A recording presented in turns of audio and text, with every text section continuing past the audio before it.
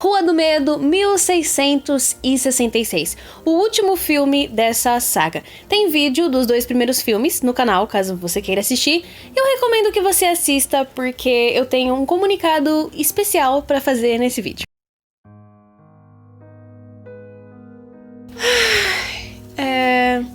Eu não sei exatamente como dizer isso, porque é muito difícil pra mim.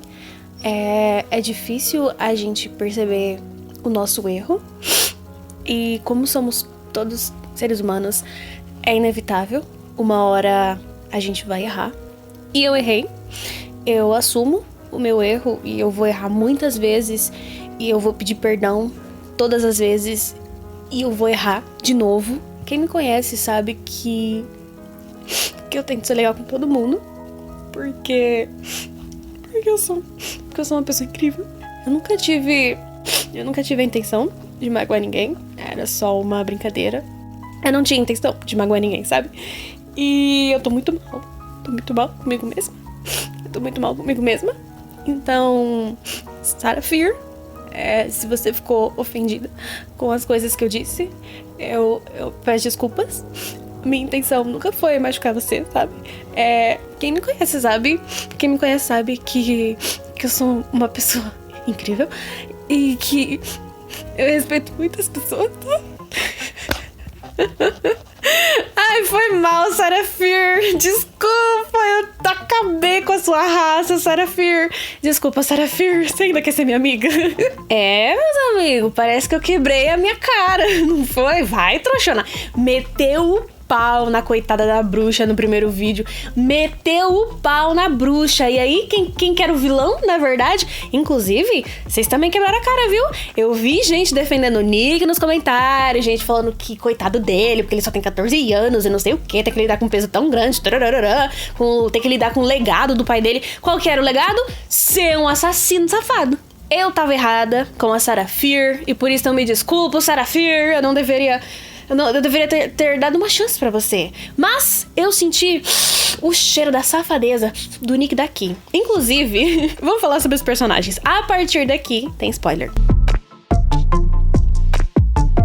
No último filme, os personagens do primeiro e do segundo filme se encontram em 1666. A Dina como Sarah Fear, a Sam como Hannah Miller, o Josh como Henry, a Ziggy como Constance, sei lá, a Mindy como Abigail, o Tico e o Teco como Tico e Teco, o Tommy como Thomas e o Nick como Jesus, o Nick como Solomon. Temos personagens novos também, como o pai da Sarah Fear, o Pastor Miller, o pai da Hannah Miller e a viúva. Esses são os personagens da primeira parte do filme, porque o filme é dividido em 2 partes. Na segunda parte, temos a Ziggy, a Dina, o Josh, o Nick e o Martin, que apesar de eu ter gostado desse personagem, até agora eu não entendi por que ele apareceu do nada.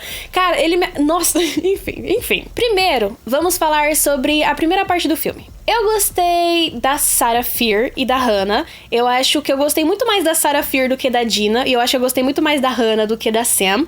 Justamente porque 1666 gira em torno da história das duas. Então a gente teve muito mais tempo pra conhecer as personagens, pra gostar delas. Tinha também aquela curiosidade de como a história ia acontecer e o que vai acontecer com a Sarah Fear, por que ela virou do mal, em que momento ela vira do mal. No fim, ela não era do mal. Eu achei o romance das duas muito mais legal nesse filme do que no primeiro filme. Nada como a morte pra intensificar o amor das pessoas. Porque nesse filme era muito é proibido, senão a gente vai ser morta. A gente não pode ficar junta. Então, é uma coisa que você acompanha e é muito mais interessante de acompanhar porque as consequências são extremas. O Solomon. O que dizer sobre Solomon? Com esse nome, Solomon. Eu acho que a melhor frase pra descrever o Solomon / Nick é: desgraçado, eu te amava. Ai, cara, eu gostava dele. Que trouxa que eu fui, que truxa. Nossa, eu fui muito imbecil. Nunca se confie num homem cabeludo, nunca. Ele começou bonzinho, um homem solitário. Ele conforta a Sarah Fear quando ela acha que invocou o diabo, literalmente. Eu comprei essa bondade dele até certa parte do filme. Porque no primeiro filme, ele tenta ajudar. No segundo filme, ele tenta ajudar. Ele tenta ajudar, vai, ele tenta. No segundo filme, mais do que no primeiro. Como eu disse, eu tinha gostado do personagem de cara, porque ele me lembra um policial de um livro que eu li. E, tipo, na hora que eu vi o Nick, eu lembrei daquele policial e eu acho que é por isso que eu gostei tanto dele. Mas no fim, ele era um bosta, não é verdade? Eu percebi que ele era um safado quando a Sarah Fier descobre que alguém tinha realmente feito um pacto com o diabo e tinha amaldiçoado a cidade. E aí, ela começa a contar essa descoberta pro Solomon. Na hora que ela começa a contar, eu pensei, é ele, né? Na hora que ela começou a falar, eu falei, é ele, né? É muito ele. Nossa, muito que é o Solomon. Muito, muito. E era ele, de fato. Ele começou o filme como Jesus e ele terminou como Judas. Eu gostei muito desse plot twist dele ser o vilão, porque faz muito sentido ser ele. O lance de Sunnyville e aí o legado que ele tinha que levar e o peso que era. Ele não sabia se ele realmente queria aquilo pra vida dele. Inclusive, eu vi umas pessoas dizendo que eu fui muito dura com ele. Vamos esquecer, por um momento, que ele é o vilão da história. Vamos fingir que o legado dele era unicamente ser delegado, assim como o pai dele foi delegado um dia. Mas a questão... Foi engraçado pra mim o dilema dele, porque o problema dele era que o pai dele queria que ele fosse delegado, que a família dele queria que ele fosse delegado, que a cidade queria que ele fosse delegado, e pronto, esse era o problema dele. Cara, pra resolver o problema dele, era muito simples. Era só ele falar, não seria delegado. Acabou. Ai, mas ele tem 14 anos. Gente, eu entendo, mas ele não vai ter 14 anos pra sempre. Uma hora ele vai crescer, vai ter que tomar uma decisão, e vai falar, não seria delegado. Fim. Tá vendo como a solução do problema dele era muito simples? Foi engraçado, porque a solução do problema dele era simples e a Zig, coitada, tava toda lascada. Ela não tinha como escolher porque o pai dela tinha ido embora, a mãe dela era alcoólatra, ela ia perder a casa, a cidade dela era uma merda, não tinha o que ela fazer. Então eu achei engraçado essa comparação de ela não ter escolha e tá na merda, e o problema dele é porque ele vai ser herdeiro. Tá entendendo? Eu entendo que ele tinha 14 anos, na verdade eu nem sei se ele tinha 14 anos, mas enfim.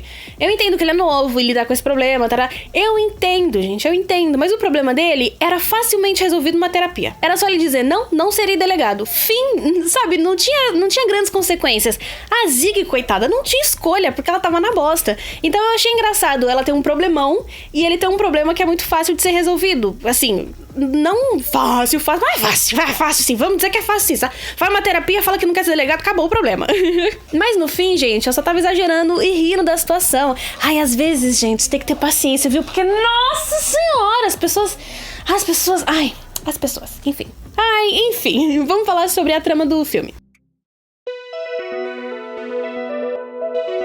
Esse filme é 2 em 1, 1666 e 1994, parte 2. E dá pra ver que são 2 filmes completamente diferentes. Do começo até a metade do filme, tudo é meio sem vida, sem cor, violento, sujo, nojento. Da metade pro final, tem cor, tem piadinhas, tem uns momentos de descontração. É muito parecido com o primeiro filme. Particularmente, eu prefiro 1666. Se 1666... Difícil falar esse número. 1666... Se 1666 fosse um filme isolado dos outros, seria o meu filme favorito dessa trilogia. No começo do filme, nós conhecemos os personagens, quem era cada um, conhecemos o lugar, também extremamente religioso e antiquado. Eu gostei muito dessa primeira parte do filme, porque eu tenho uma história muito parecida, que se chama A Bruxa. Eu escrevi ela no começo do ano passado, e cara, enquanto eu assistia ao filme, eu pensava, putz, mano, se a história que eu escrevi fosse um filme, seria esse filme, porque é exatamente como eu imaginei a história da bruxa, e eu acho que eu gostei muito dessa primeira parte do filme, porque eu sou narcisista. Enfim, inclusive, aproveitando o merchan aqui, se você quiser ler a minha história, o link estará aqui na descrição. Então, no começo do filme, tudo ok. Eles saem de madrugada pra curtir no meio da floresta, beber um vinho, dançar, beijar na boca, conversar. Coisa de jovem, que a gente não sabe mais o que é. A gente que não sai de casa, né? Porque você que tá em um monte de festa, eu quero que você vá pro inferno.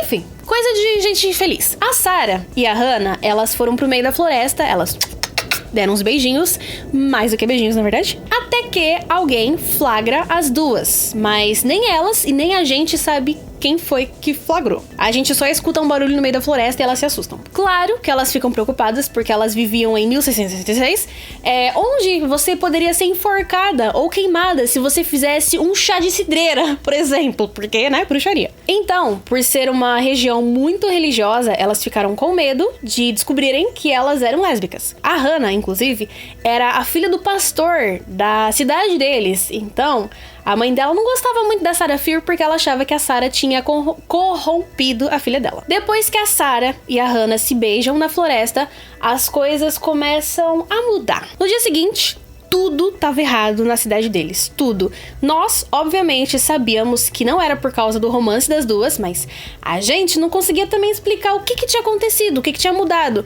Alguma coisa mudou, a gente só não sabia o que. Aparentemente, nada aconteceu na noite da festa, mas no dia seguinte, tudo tava podre, tinha verme na comida, as frutas estavam podres, tinham moscas por todo lugar, jogaram um cachorro dentro do poço onde eles bebiam água, então até a água deles estava contaminada. E como se não bastasse tudo estar um caos, o pastor Miller, o líder religioso, ele tinha enlouquecido. Ele tava falando sozinho e ele tava em um transe. A Hannah e a Sarah, elas ficaram preocupadas porque elas acharam que elas tinham causado aquilo. Eles falavam que o diabo estava em Union, que era o lugar que eles moravam. Um cara, o Tommy, que na verdade era Thomas, ele viu as duas e ele saiu contando pra todo mundo. Então agora, todo mundo sabia do romance entre as duas. Então tinha o romance delas e o diabo tava invadindo Union. Então as pessoas pensavam que essas duas coisas estavam interligadas. A Sarah vai conversar com o Solomon sobre isso,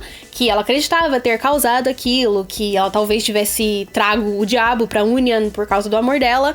E aí o Solomon, que ainda era Jesus na época, ele acalma ela, ele explica que não é assim que funciona, que você precisa estender a mão pro outro lado, que você precisa aceitar o outro lado. Então ele não só aparece do nada porque você pecou. Falando isso do diabo, né? As pessoas perceberam que tinha algo muito errado quando o pastor Miller, ele se trancou com as crianças dentro da igreja. O Solomon é quem arromba a porta e quando ele entra, ele vê as crianças sentadas com a cabeça baixa e o pastor Miller no púlpito com a cabeça baixa também. No meio da igreja estavam os olhos das crianças, porque sim, ele arrancou os olhos, os dele e os das crianças. E as crianças não estavam mais vivas, e aí foi um caos. Tem uma luta entre o Solomon e o pastor, e aí o Solomon mata o pastor. Eles se reuniram para descobrir quem tinha causado aquilo, quem tinha trago o diabo pra Union. E nisso contam que a Sarah e a Hannah se beijaram na floresta, que elas estavam juntas e acusaram elas de bruxaria por causa disso. Eles acreditavam que se eles matassem as duas, Union estaria livre. Então, eles primeiro pegam a Hannah, eles amarram ela e depois eles começam a caçar a Sarah, porque ao amanhecer elas seriam executadas. A Sarah foge, mas depois ela vai atrás da Hannah, que tá presa na igreja. Ela percebe que não tem o que fazer, que eles acham que eles estão certos, que elas eram bruxas e que se eles matassem elas, eles seriam livres. Então ela diz, se eles querem uma bruxa, então eu vou ser uma bruxa, eu vou fazer um pacto com o diabo. Essa cena foi muito boa pra mim, porque ela diz que ela não tem medo do diabo, que ela tem medo das pessoas. Ela tem medo do vizinho que acusou ela tem medo da mãe que deixou a própria filha ser enforcada sem nem pensar duas vezes. Ela tem medo das pessoas, não do diabo, porque quem tava fazendo aquilo com elas não era o diabo, eram as pessoas. Ela vai, então, até a casa da viúva, a viúva que era tipo, não era bruxa, ela era, sei lá, tinha umas lendas sobre ela e ela tinha um monte de livro, um monte de coisa. A viúva estava morta porque alguém tinha matado ela. E não só isso, a Sarah, ela encontra um livro com um ritual e ela descobre que alguém tinha realmente feito um pacto com o Satanás e dado a cidade como oferenda. Então por isso que tava tudo apodrecendo e morrendo, porque agora a cidade era uma oferenda. Ela vai até a casa do Solomon pra contar isso pra ele, que ela e a Hannah eram inocentes, que outra pessoa tinha feito aquilo. E na hora que ela começou a contar, eu falei, é eles, safados. E aí, ela tá se escondendo na casa dele. Ela ainda não sabe nesse momento do filme, mas ela tá lá. E aí, os outros caras que estavam caçando ela, vão até a casa dele. Ela encontra uma portinha, e ela entra nessa portinha que dá pra debaixo da casa dele. Lá, ela encontra um símbolo de um ritual e também o livro com esse ritual. É aí que temos a certeza de que o Solomon é o culpado. E ela também descobre que ele é o culpado. A terra deles era uma terra fértil, então muita gente foi pra lá pra ter prosperidade. E o Solomon era um coitado sem família que vivia sozinho, lascado. Cansado disso e de pessoas ignorantes, ele decidiu fazer um pacto em troca de prosperidade. Funciona da seguinte maneira: ele oferecia a alma de uma pessoa e pronto, ele tinha prosperidade. Mas acontece que a alma que ele escolhia e o nome era escrito na pedra, ela levava outras pessoas com ele. Então não era só uma alma. Tanto é que o pastor Miller, por exemplo, ele matou 12 crianças. O Solomon, ele era um homem inteligente, ele sabia que as pessoas não aceitariam nunca a Sarah e a Hannah, apesar de que ele parecia admirar a Sarah porque ela era diferente dos outros e ela não aceitava as regras deles, mas óbvio que a Sarah não ia querer ser igual a ele, não ia querer se juntar a ele. Foi ele quem viu as duas na floresta e aí ele viu uma oportunidade de achar o culpado pelo que estava acontecendo, pelo que ele tinha feito. Tem uma perseguição na caverna, ele vai atrás da Sarah pra matar ela dá uma facada nele. A Sarah perde a mão e, mano do céu, a cena que ela perde a mão, ai que agonia, velho, ele que arranca a mão dela. Só que aí depois todo mundo pensa que ela arrancou, que ela mesma fez isso, né, que ela arrancou a mão e ofereceu pro diabo, mas não, gente, foi ele que arrancou a mão dela, coitada. Ela foi pra igreja ensanguentada e acabada e o Solomon entrega ela pra ser morta, porque a gente sabia que ela ia morrer. Ela e a Hannah são levadas pra árvore e elas têm que confessar os pecados, os crimes delas. E a Sarah confessa, mesmo não tendo feito nada de errado, mas ela confessa pra salvar a vida da Hannah. Ela fala que ela fez o pacto com o diabo, ela fala que ela influenciou a Hannah, que a Hannah era inocente e que a culpa era só dela. A Hannah é salva pela Sarah e a Sarah é morta. Antes de morrer, ela diz pro Solomon que ele nunca vai ter paz, que ela vai perseguir ele pra sempre, que uma hora ou outra as pessoas vão descobrir a verdade, vão descobrir que ele é um verdadeiro safado. Pode não ser hoje, pode não ser amanhã, mas isso irá acontecer. A Sarah, ela é morta e enterrada debaixo da árvore, mas aí os amigos dela desenterram ela e colocam ela lá na floresta. Lembra que eu falei disso no primeiro vídeo? Coitada da Sarah, eu lasquei... Nossa, eu taquei o pau nela, meu Deus do céu, desculpa, Sarah.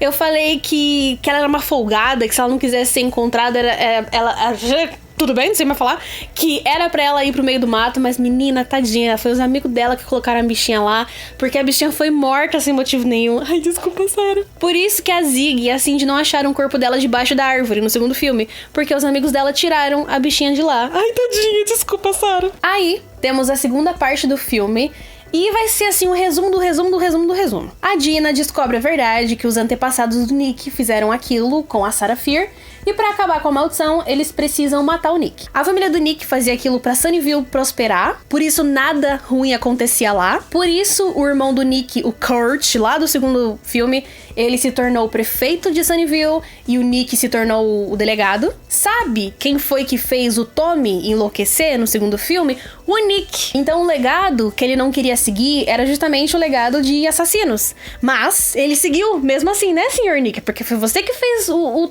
Tommy enlouquecer. A luta final acontece no shopping, que é onde fica a árvore, onde a Sarah Fier foi supostamente enterrada. E embaixo do shopping fica o símbolo da bruxa, que na verdade não era da bruxa. A Zig, o Josh e o Martin, que até agora eu não entendi porque que ele apareceu pra ajudar duas crianças a matarem um policial. Porque o Josh, ele literalmente chegou no Martin e perguntou: "Ei, vamos matar um delegado?" E o Martin falou: "Bora." Mas enfim, tudo bem. Eles três lutam contra os monstros e a Dina luta contra o Nick pra tentar salvar a Sam. Ela consegue matar o Nick, ela consegue salvar a Sam e também consegue salvar a Shadyside e... é isso. Eu ia acrescentar uma coisa, não tenho que acrescentar. Sunnyvale, por sua vez, ela recebe o pagamento merecido. Então agora as tragédias acontecem em Sunnyvale, não mais em Shadyside. Não tipo assassinatos, nem nada do tipo, mas tragédias, acidente de carros, enfim. A Dina e a Sam, elas voltam a namorar oficialmente. E elas se encontram no meio do mato, na floresta, pra comer hambúrguer, como a Dina tinha prometido no primeiro filme. O Josh encontra aquela amiga que ele conversava lá no primeiro filme, no computador, sobre os crimes e tal. E todos vivem felizes para sempre, menos as pessoas de Sunnyvale. Tem uma cena pós-crédito que mostra o lugar onde tá o símbolo da bruxa aqui, não da bruxa. E esse lugar, como eu disse, fica embaixo do shopping. Foi lá que aconteceu a luta final entre a Dina e o Nick, e é lá que está o livro com o feitiço que o Solomon usou. A cena pós-crédito mostra alguém pegando esse livro. A única coisa que eu pensei vendo essa cena foi, pelo amor de Deus, tudo menos um quarto filme. Não, por favor, não. Eu gostei dos três. Três tá bom, já tá legal. A gente entendeu a história, ela foi concluída. Olha que legal. Tá bom assim. Como a gente não sabe se vai ter ou não um quarto filme, Por enquanto, este é o final de A Rua do Medo.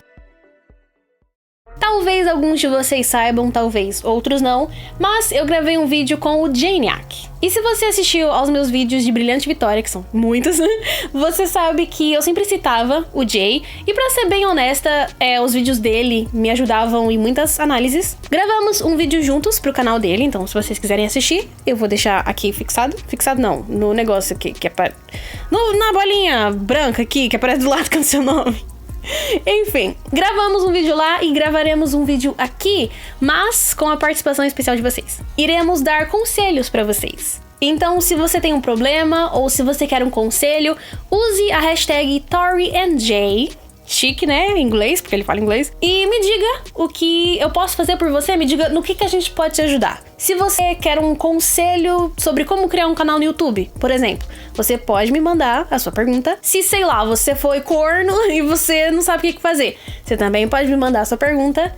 Conselhos em geral, problemas na vida amorosa, problemas com amigos, problemas internos, dúvidas, questionamentos. Vocês podem me mandar o que vocês quiserem. Se você quiser fazer a sua pergunta em anônimo, você pode mandar lá no meu Insta ou no meu Twitter, porque aí eu não vou divulgar o seu nome. Agora, se você não liga de ser anônimo ou não, você pode mandar a sua pergunta, a sua dúvida, aqui mesmo nos comentários, usando a hashtag ToriandJ, porque aí fica muito mais fácil de encontrar as perguntas. Muito obrigada se você assistiu até aqui, muito obrigada pelo apoio de sempre. Não se esqueça de curtir, compartilhar, comentar, me seguir nas redes sociais. É isso. A gente não sei nunca o que falar aqui no final. Beijo, tchau.